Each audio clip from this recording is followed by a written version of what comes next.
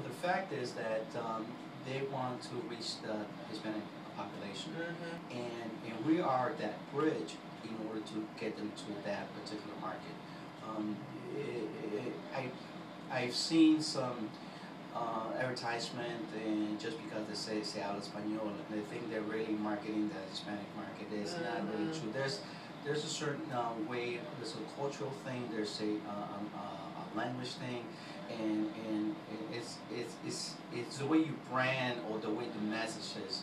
And we are, as a chamber, we know what our community. If you want to reach that community, we know how to. We could assist you and help you to get there.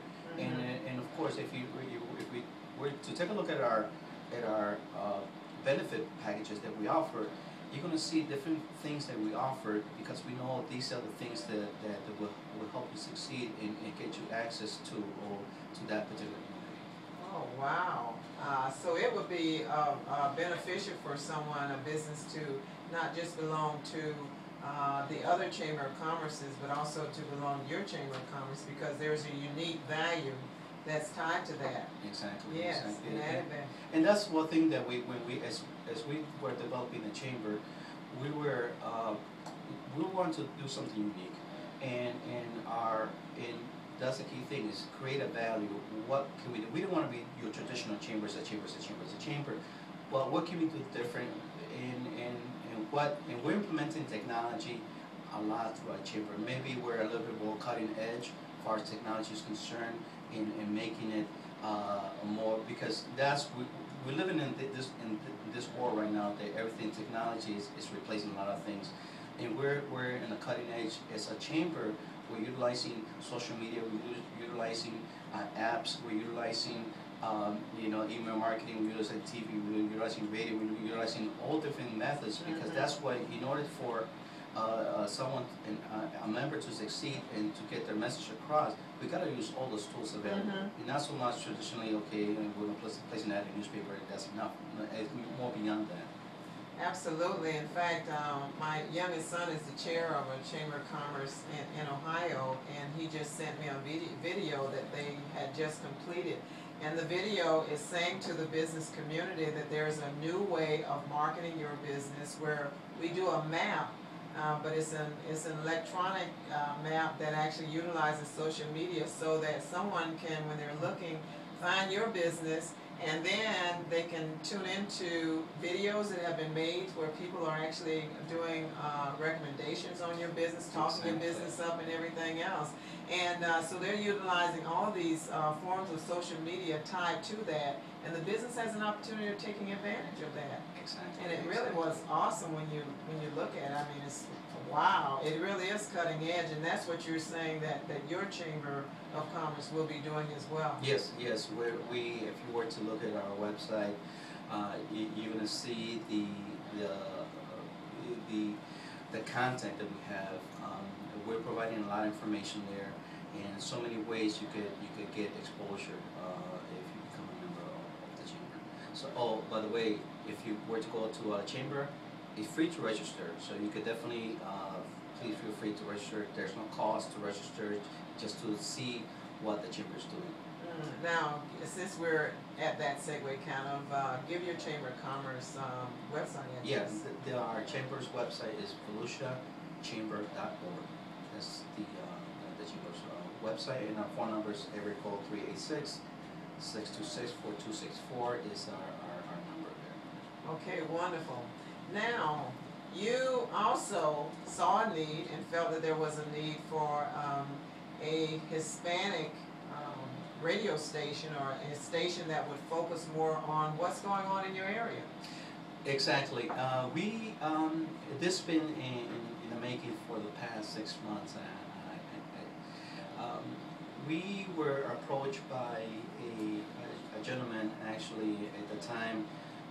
He was thinking of acquiring a radio station, but his antenna is actually based in D-Land, but the coverage he has actually reaches from Seminole to Volusia County, so even up here at Daytona Beach. The station predominantly is a Christian station, Christian radio show, but he wanted to change the format. So when he purchased officially he purchased now the radio station, he brought us on board because he believes that he wants to have his radio station be more community oriented. And what better way to provide that information is the Chamber of Commerce. Right. And we have, they proposed us to have our own radio show, an hour show, which is every Saturday between 9 a.m. to 10 a.m. And we invite politicians, we invite a nonprofit organization, we invite our members to talk about a little more about what they're doing or about their business, of course, and politicians about what the message is that they're trying to I guess come across to our community. But and since last Saturday was our first show, so right now we're working on the list of guests throughout the month. So we had some very interesting and influential guests coming up. Wonderful. Have you gotten any feedback yet from your first show? Well, I know family if nobody else can tell you. Yeah, exactly. My family says it was great. No, the feedback so far for our members, everybody wants to be in the show now. Yeah, I'm gonna get with you too. Exactly. But I'm not per se by profession a communication major or radio host. We are in seek of someone within our I guess our members that has a little more experience regarding radio hosting, and so far we've gotten some applications, so we're going to be having some individuals handle the show. But in the meantime, yes, me, myself, and I be hosting until we go through the transition of having been a true professional there. Well, one of the things that I told you and I, because I didn't start out experienced in this, and you grow as you do it, but what's so key and so important, especially when you do a community show, is that you have the passion and the heart for it. And that comes through to your listeners, and it's more important than, somebody who knows just the perfect way to do everything. The young lady that's here recording is kind of interning with me on the show, and she's I just put her to work so she'd have something that she's doing that we can kind of utilize too with our YouTube recordings that we have. But I find it very interesting, Carlos, that number one, you go and you've set up the Hispanic Chamber of Commerce, and I know it's not a one person job, that you were working with others to put that in place. And then, in a matter of 6 months, sometimes it takes people a lot longer, you've also been able to make the right connection and to get the radio program in place too, that will help to inform people in the Deltona and surrounding areas about what's going on, that can help keep them informed, because I'm all about informing and empowering people. I think information, I say it on my show, but it is so true. Information is power, and if you want to empower people, then you share information with them that will be as truthful as possible, as accurate as possible, and also as empowering as possible, so that they can take that information and use it to make some changes in their lives as well as in their community.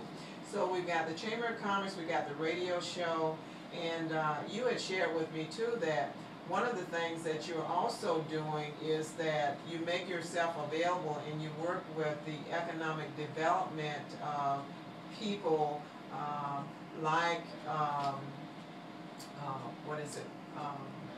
Florida. Mm-hmm. The groups that are working on the economic development, so that you can help them in what they're trying to do and bring business to the area. And one of the things you were sharing just before the show too is that there are a couple of areas where international business should be picking up, and it really will be a boom to our area if we were to get involved. I want you to deal with that, but I also want to, because I'm with the Center for International Business Education, and I chair that board, and one of the things that we try to ensure is that businesses understand the importance of being involved globally, of international trade, because it really does help to cushion a business that's really trying to make it not only in today's economic status, but also for days to come. It's a great way to set your business up so that it can be competitive, not only locally but globally as well. So, number one, in terms of your involvement with the economic development groups, that, and then talk about the importance of international involvement by businesses. Well, we're definitely working very closely with a lot of economic development groups out there, and more particularly also with some organizations within the Orlando area, because their focus is really expanding the reach of bringing businesses from abroad to our state. Of course, there's a personal interest of myself that it should be to trying to maybe be the liaison for them to come to our county here.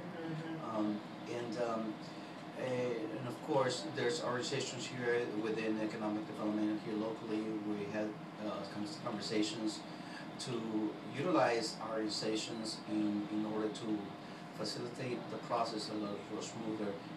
And we, as being an organization that understands international, the businesses and doing global trading, especially more particular that now that Colombia has a free trade now in Panama, and these are things that's coming into place now. There's definitely going to economically for our state is going to be a great boom. So we definitely are encouraging any businesses out there that are seeking possibly to export their products, or vice versa, import products from abroad, more particularly Latin America. To feel free to contact us, because we understand the culture, we understand the language, we understand the requirements, immigration requirements, in order to be here, to do business legally here. So, of course, when I say we, meaning that a group of immigration attorneys and other accountants that they are there to assist the process. And believe me, and through experience, doing business in Latin America is very different from doing business here in the U.S. Doing business in Latin America, it becomes a little more personalized. They have to know you personally before they can do business with you. And it's a process, and only, of course, we are, Hispanic descent. We know that culture, we know the process, so hopefully they'll be able to utilize our resources. So Team Volusia and Volusia County Economic Development are working with you. And exactly. Not formally, we haven't yet done it formally, but they know that we're there, and hoping that, and we're going to be working on some projects, hopefully that we'll be able to assist them with the process. Like I said, we all win if we do business at So you're a great resource actually when it comes to that. We had, with the Center for International Business Education, students from Embry-Riddle and Daytona State College who actually worked with a couple of businesses here as a pilot.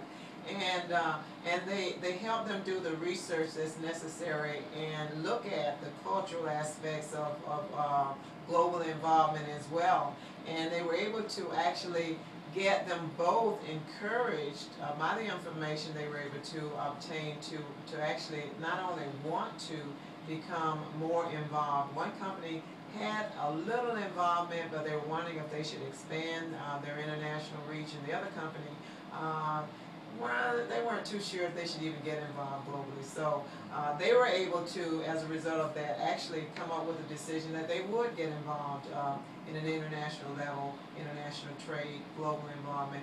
And the other company decided that they would expand what they were doing as a result of the students. And that's a way of, involving our education community our students that are there that are working in management classes and the like, this is a great project, and if it was found to be super projects for them to get involved in, it was kind of a great way really to kind of bridge that gap between the academia and the business community of the real world and what you learn, and they